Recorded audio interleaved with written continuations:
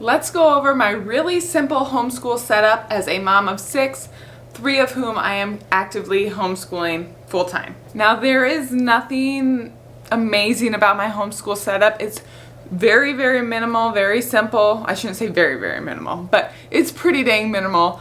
It's very simple. It's convenient. Just, I feel like I finally have order and it's not chaotic trying to figure out all of our homeschool stuff. It's not all over the kitchen table anymore. It's not all over the floor anymore. It's not all over baskets in different spots of the house anymore. We finally have it in an area. It's got a home. Everybody knows where everything belongs. We're going to start the school year out good this year. Let's go take a look. So right here, this is nothing spectacular at all. This is literally just decorations. As of right now, this is empty. Oh, except for one paintbrush. This used to be a paint container, but it's not anymore. So as of right now, that's empty. We'll figure out as the year goes on what to put in there. And then I have books. So last year we did Sunlight B and C, and we only got about halfway through it. So these are all the books from B and C, or most of them. We still have some of those to read. I'm gonna have that continue on through this year. Stay tuned for a video on our curriculum for this year because I think it's gonna be a really good year. I'm really excited about this. But, so we've got all of the bigger kids' books right here. And then my son is really into dinosaurs, so I bought some of these. We have not watched them yet. Signing time. I saw this and I got really excited, but we obviously have not read them yet. And then just books I want to read that aren't really a part of any curriculum, but I think are going to be really good for read-alouds. Then on this next shelf here is just books that we've gotten for free from people just throwing books away for the most part. I think I've gotten a few out of here, but I kind of have it separated. Girls' books, boys' books, and then that way the bigger kids, when they need a new book, can just come and grab one. The third shelf is just going to be like little kids, like kindergarten and under books, depending on your reader level, 2nd grade and under books. And once again, nothing special. There is some of our level K or core K, I don't even know what they call it, books in here. We do still have some of our B and C books in here.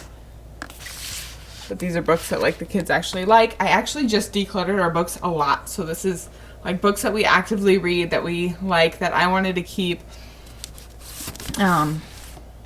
Educational books. I mean, they're obviously some fun books. This one is like just tore up, but we read it so much. And then the bottom shelf is all school stuff. It's just things that we don't necessarily maybe use every day, but it's stuff that we use a lot of. So right there is like our Spanish, just some random books. This will be our first curriculum for this year. This is level A Sunlight because come back to the video for the curriculum, but I'm utilizing some of that this year for my 1st grader. And then the dictionary. And what do we got?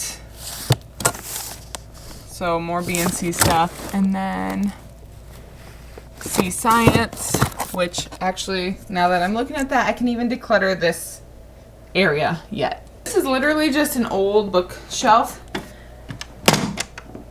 that we got for family. I mean, glass has come out, but I love it because it's old, it's antique, it's been in the family forever. One kid's passed out.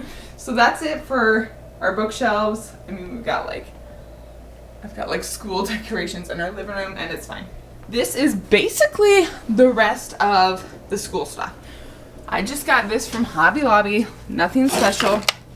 And then I just took permanent markers and wrote what I felt like was a good Bible verse for siblings that have to be together all day long.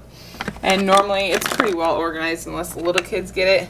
Markers, crayons, colored pencils, you know, that kind of stuff. And then down here, things, obviously I've been using these for a few years now, but they are well used and abused, and I don't plan on buying new ones until last minute basically. So I mean, I think I got this for a 6-pack. They weren't very expensive, but they're great. I have got my 4th grader, my 5th grader, my 1st grader, and then my 4-year-old who literally, I mean, he doesn't actually do this. He just colors in it, but I got it on sale and he calls it his school, and that's fine. And then we've got our Bibles. And then down here is the math books that we use for Matthew C. So those get used almost every day. And then we will be learning about weather, so I'm just, as I'm finding them, putting weather books there. So as you can see, there is not a lot of school type stuff around. Now I do have stuff in storage down in our basement. I have shown that in a previous video, kind of how I do that. Basically just plastic totes of things like year by year, extra book.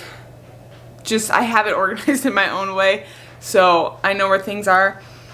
We do have art supplies that are actually in my bedroom closet. We've got a bigger bedroom closet than we need, so half of it is used for things like art supplies that I don't want the little kids to get, photography stuff, just random storage of that kind of stuff. And then I am testing and trying out different ways to store like the iPads and that kind of stuff, because as of right now I am 100% unsatisfied with what we have going on. I think I found something. I hope I found something. Is like a vertical. Chickens are in the house. Like a vertical file holder. Yeah. Yeah. Did you get them out? Yeah. Thank you. So when the 2-year-old is outside, I have to leave the door cracked a little bit because he can't open it.